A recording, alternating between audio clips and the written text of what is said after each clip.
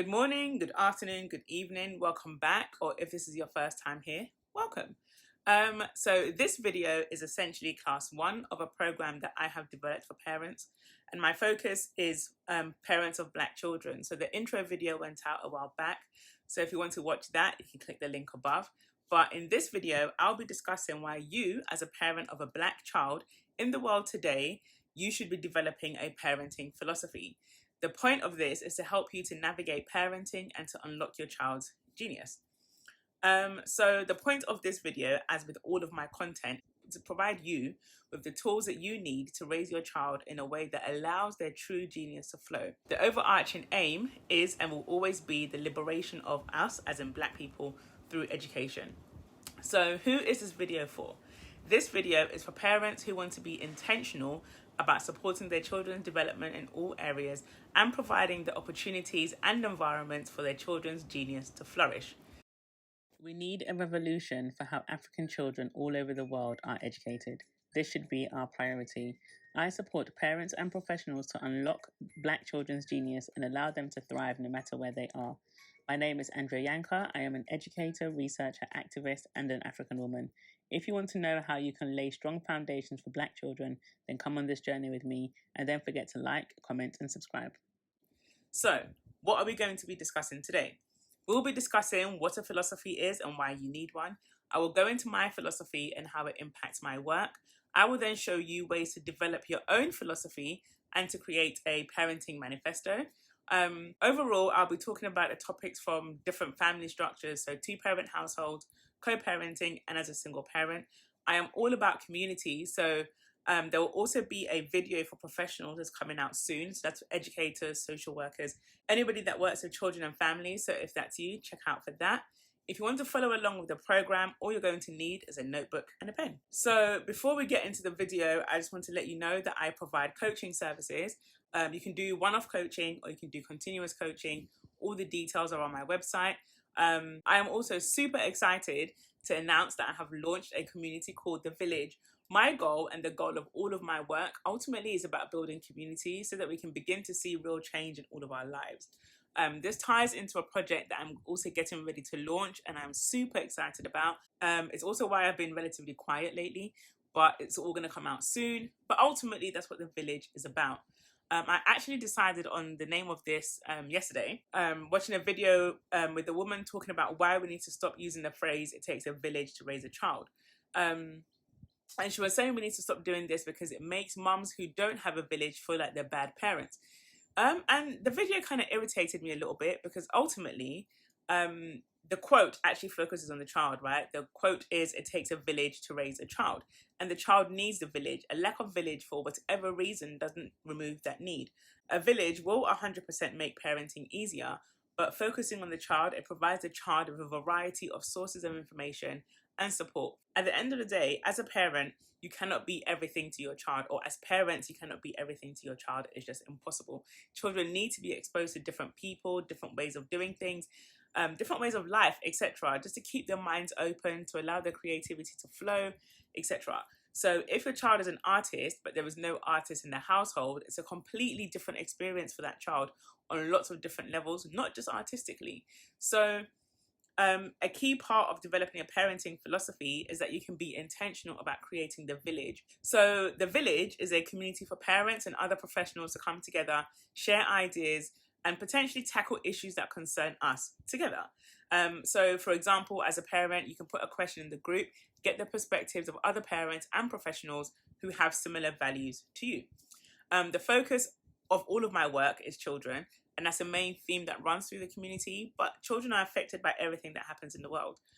One of my lecturers at university made the point that depending on which government a child is born under, directly impacts the outcomes the child is going to have in life.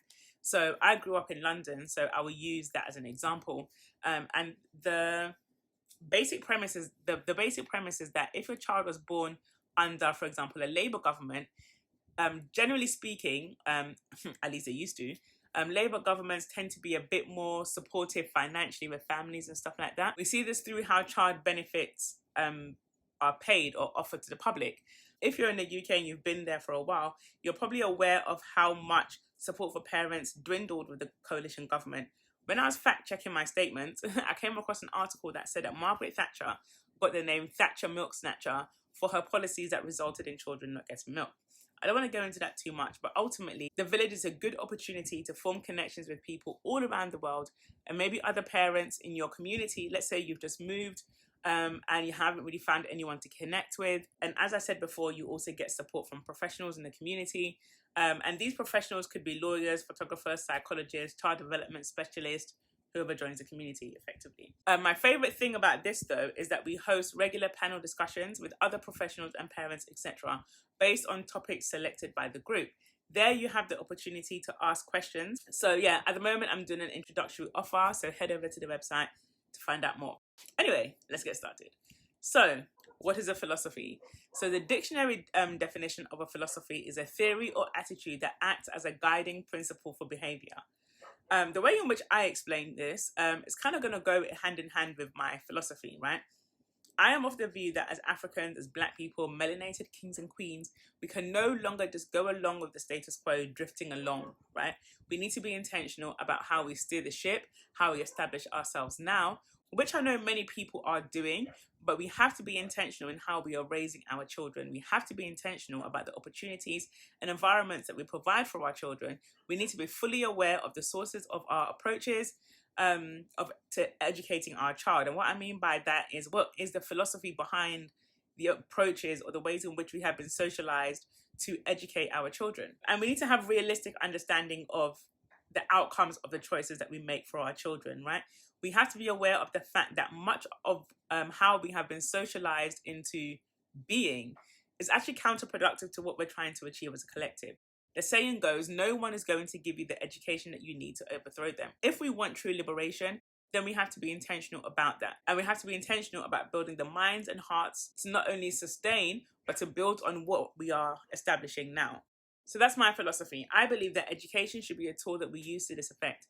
And my philosophy as a guiding principle for my behavior, as the definition says, at least just one of the things that I do with that is this content, right? So I will have videos for parents and professionals, sometimes together, sometimes separate.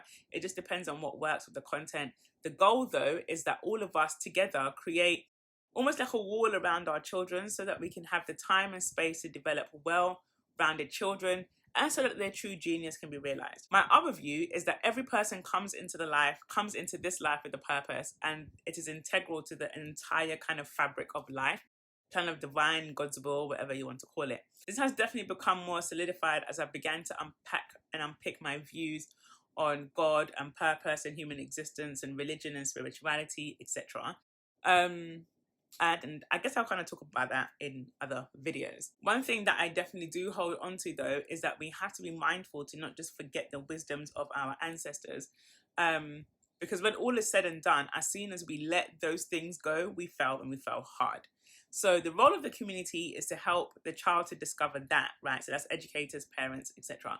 I always wonder why we try so hard to mold people in our image or mold children in our image when it's surely just easier to just let them be who they are and then guide them through it. So for me, a lot of my work is about helping students, right? But ultimately parents help their children to identify their purpose. And instead of suppressing it for 20 plus years, having some quarter life crisis just to return to it, let's help them use their youth to get ahead and get a head start. So there are other things. There's a whole bunch of other tools that you can use to identify your child's genius. There are things like human design, astrology, which are amazing tools. And maybe I'll talk about those as I kind of unpick my knowledge about those things. So essentially, to summarize, my philosophy is that parent the child you have, not the child you wish you had, or the child that you were. Spend time with your child to get to know them for who they are. Identify their needs and seek to meet them. Your child will change and evolve in many ways, but in many ways they will also stay the same. The second thing is that every child is their own unique individual, came into existence to fulfill a purpose. Thirdly, every child is a natural learner. Learning is not exclusive to sitting at a desk and regurgitating information. Learning and memorizing are not the same thing. Flowing with your child's interest and responding appropriately to their needs will solve 95% of the world's problems and make parenting easier. I believe that parents are directors, conductors, seed planters of their children, and they should have the final say, but they need to be informed. Children develop at their own pace. Most of parenting and development advice out there is basically trash. Yeah. Whew. Okay, so why do you need a parenting philosophy? The end goal, or the point of developing a parenting philosophy, is so that all parents are singing from the hymn sheet when it comes to how you choose to raise your child. This doesn't mean that as parents you're going to agree on everything, but you will have a guiding principle for the more kind of difficult decisions. This provides one very important thing for you as a family, and that's consistency. Children, and to be honest, just people in general, need consistency, right? Consistency has such a profound effect on us developmentally, physically, emotionally, mentally, and spiritually. It provides direction and makes decision making less stressful. Once you have the framework for parenting, you're all accountable to that vision, and depending on your child's age, they should be included in developing this philosophy. It's not a one day and done thing, right? It should be reviewed regularly depending on the changing needs of the family. From very early on, your child should be part of the process, as I said. It doesn't mean that they'll always get what they want, but it will help them to understand what you are doing, what you're trying to achieve. It will also help them to take responsibility and accountability for themselves. And to be honest, you can do this from when your child can speak, right? So the second thing is it provides you a structure and a plan for your time. As you have a plan for the different areas of a child's development, and we're going to kind of touch on that in the next video, you are planning the schools your children will attend to, the tutors that they will have, which activities they will do, which clubs they will join, etc. Right? You are also intentional about the networks that you develop, because you understand that your networks is the key to your children having access to different fields. Remember, fields are a social space. They can be workplaces, communities, they can also be countries, continents, etc. But you need to navigate these spaces, and you need access to that. And how you get access to that is with capital. Capital is not just money, but you have social and symbolic capitals, which ultimately is your networks, and your networks will allow you access to those spaces. But you have to know how to navigate the space, and you have to know the rules of that space, and that's called habitus. So all of this is taken from a French philosopher, Pierre Bourdieu. I spoke about him in the first video in the series, so you can go back and check that out if you want more information. I think I'm actually going to do a video on the kind of basic theoretical principles, so let me know if you're interested in that. Anyway, thirdly, it allows you to be intentional about designing your child's education. As I said before, as a parent, you should be your child's first teacher. You are your child's first teacher. You have to see yourselves as a director of your children's education and socialization. It's easier if you are homeschooling to do it, to be honest, but you don't have to be homeschooling to do it. It's ultimately about a mentality. Thinking about the type of school in your area, and based on how they present, what is their goal? Think about each school as tasked with producing a type of person or people. It is interlinked with the areas that the schools are in, the outcomes of those in the local vicinity. If those outcomes align with what you want for your child, then great. And if not, then you might need to review that. A parenting philosophy kind of provides you with a plan to do that. Yeah, so you should be thinking intentionally about their physical, intellectual, emotional, spiritual, social development, how they communicate, etc. I spoke earlier about how each child is born with their own purpose. Once you learn to observe and accept your child for who they are, it actually becomes very easy to see where their strengths lie, where they shine the brightest, and the goal is to structure their education around these things. If we do that, everything kind of comes full circle anyway, because everything is in alignment. It doesn't mean that it will always be easy, but I really do believe that the path of least resistance is best, right? It's so crazy to me that there are people out there now literally trying to convince parents that their influence on their child's life is like not that much. Like, yo, all you have to do is go on TikTok or any other social media platform for like 5 minutes, and you'll see millions of people talking about the impact of their parents on their lives. They've cut off their parents, etc. We all know that we are fighting for forces beyond our comprehension, and it actually makes me think of the scripture, and we wrestle not against flesh and blood, right? It's beyond just our data, but the very force that connects us to the highest possible version of ourselves, I feel like is being attacked, and is being attacked in our children. So we are all trying to navigate this. We're all trying to navigate this for ourselves, and we should be intentional about how we do that with our children. Parenting is 100% overwhelming, and there is so much conflicting information out there, and I'm pretty sure some, or at least most of it, doesn't align with your values. So the purpose of developing a parenting philosophy is to identify that values, identify those values and then parent in accordance to that. I'm not really going to tell you what your values should be. Your values are your values. So why should you develop a parenting philosophy? Number one, it will help you to intentionally develop characteristics and traits of your child.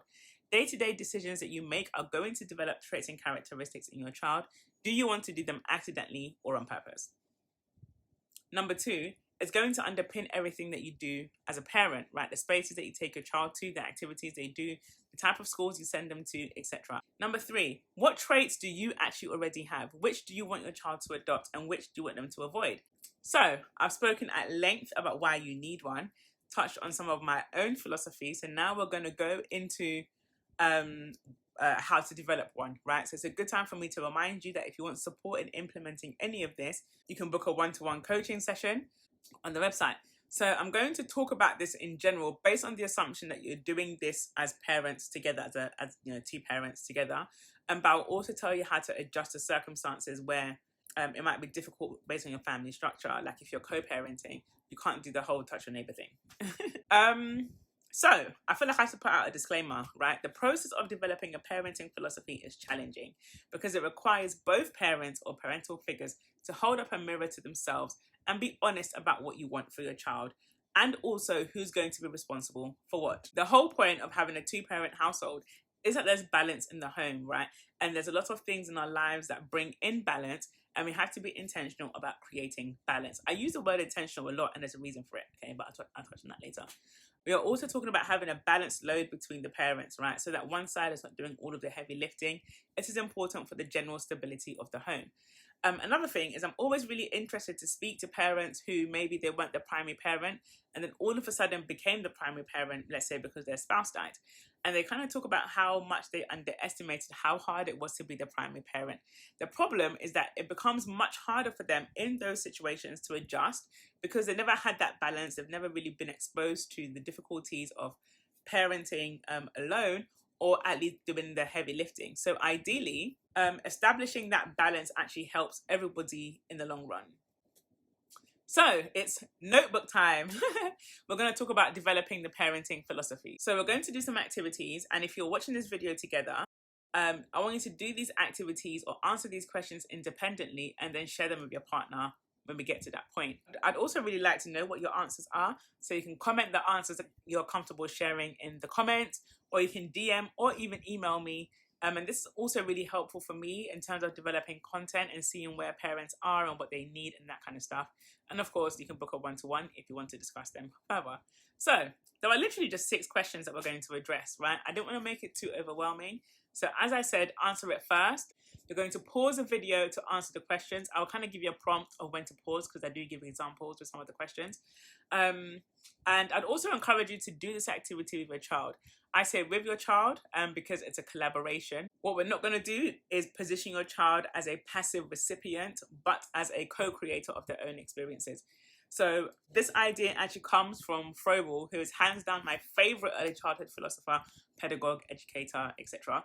And he talks about adults, that's parents and teachers. He sees their job is to support children to transition from self-helplessness found in to help children to transition from the self-helplessness found in infancy to self-helpfulness. Because our goal is to raise self-aware, self-sufficient children, we're going to include them in the process. This will also help you to identify maybe some gaps in your own knowledge or your own understanding, and will help to motivate your child to take responsibility for their own life. So let's get into the questions. The first question is, what are your memories of childhood and how does this shape you as a parent? So if you're sitting with your child, ask them for their experience of childhood. So you can pause the video now. The second question is, what do you hear when you hear the word child? I want you to write down all the words that come to your mind, that's good or bad, and of course the child can do the same. You can pause the video now. The third question is, what do you hear when you hear the word parent, right? What's the words that come to your mind? Again, good or bad. Again, ask your child to do the same and pause the video. The fourth question is, what characteristics do you want your child to have? Ask your child what type of person they are and what type of person they want to continue to be.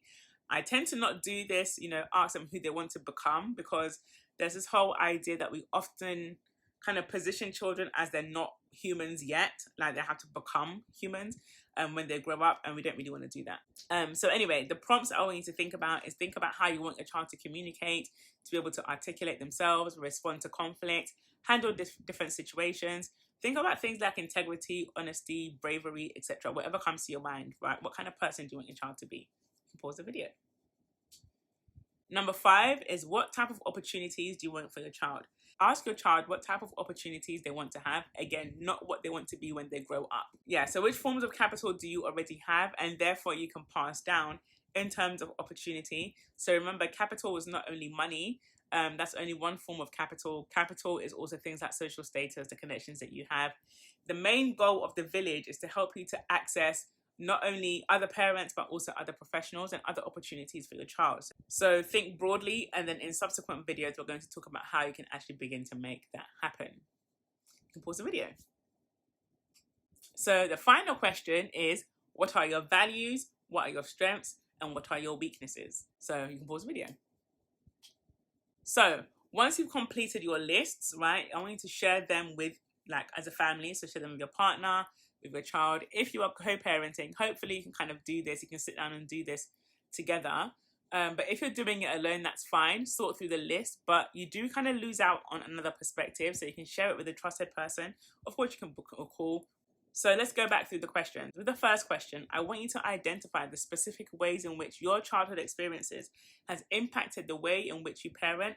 And I want you to discuss if it aligns with what you actually want for your child, or is it from a place of trauma, lack, etc. I told you this was a difficult conversation. So you can pause and have that discussion. So with the rest of the question, I want you to compare your answers and then create a final list. I want you to start with all the things on your list that are the same. This should go on the final list. And then things that you don't have that are the same, I want you to discuss and negotiate and then add them to the list. If there are things that you can't agree on, I think you need to kind of have a discussion on why and try and reach a compromise. That could be something that you come back to another day. And it's also a good opportunity, if you do have those things that you disagree on, is to kind of do some research and discuss the implications of those choices. And of course, you can get support if you want that. I want you to do the same with your children's answers. With question 2 and 3 on your views on the child and your views on the parents, do they match? So if you have identified the child as innocent, for example, as a characteristic of childhood, is the role of the parent then to protect that innocence? For each of the responses that you have agreed on, how does the view of the child match up with the role of the parent? Of course, there might be disconnections, and I want you to kind of fill in those gaps. So if you've identified children are brave, what is the role of the parent for bravery? If you identify that children are excitable, what is the role of the parent in that particular thing? I'd also like you to dig a little bit deeper. So if you're saying that you believe that children are innocent, for example, what does innocent even mean? How long are children innocent for? And the big one is, if you see children as innocent, do you then treat them as innocent when they make mistakes or behave in ways that you don't like or make you overwhelmed? I often see videos online of children doing things that children do, basically. Always see comments, usually from Black people, along the lines of they should be beaten, right? So if you believe that children are innocent, do you believe that you should be beating innocent people? So once your list is complete, you should have a list of all the things that you want to be intentional about cultivating with your child. And this relates to 4 and 5. And then you can begin to make a plan for that. So we're going to discuss that in more depth in the next video. However, what you're going to do with the information that you have now is have a draft parenting manifesto. And remember to revisit your childhood experiences so you can kind of compare how your childhood experiences impact what you have created. So with your draft manifesto, you can do it however you like. You can create it as a document like a constitution. You can do it as a list of agreements, basically whatever works for you. So in question 6, we looked at the values, strengths, and weaknesses. Your values are going to be things that you stand by, and of course they can and should evolve. There are also usually things that you want to pass down to your child, hopefully. You can agree on that. And it should be a driving force in your life and your decision making. It helps you to set a good example for your child on things like integrity, which might be one of the characteristics that you want for your child. So once you've identified what those strengths and weaknesses are as individuals, this is important because it will help you to kind of distribute responsibility well and ensure your child is getting the intentional education they need. And finally, be intentional about building your village. What you cannot manage between the two of you, you can outsource either to trusted family members, friends, clubs, etc. That way you're meeting your children's needs holistically without the pressure to do it all or to do things that are outside of your skill set. And there's absolutely nothing wrong with that, right? There's absolutely nothing wrong with your child wants to be an artist, as I said before, but none of you have artistic skills. You can outsource that. Okay, so this is just a draft, and as we go through the program and the different videos, we're going to revisit this, but this is just a starting point. So that's the end of the class. The next class will be up soon. And in the next video, we'll be looking at specific ways to shape your children's development, considering all the different areas of development, so you can raise a well-rounded child. And of course, we're going to revisit this whole thing about your parenting manifesto. So remember, if you want to join the village, you can do so on the website. And if you want one-to-one support on anything, it doesn't have to be on this video at all. It can literally be anything. You can book a session on the website. I would also really appreciate your feedback. So please leave me some comments or just drop an emoji or something to boost the video. Please comment, like, subscribe, and share. You can also sign up to the mailing list and get resources sent directly to you. And I will see you in the next video.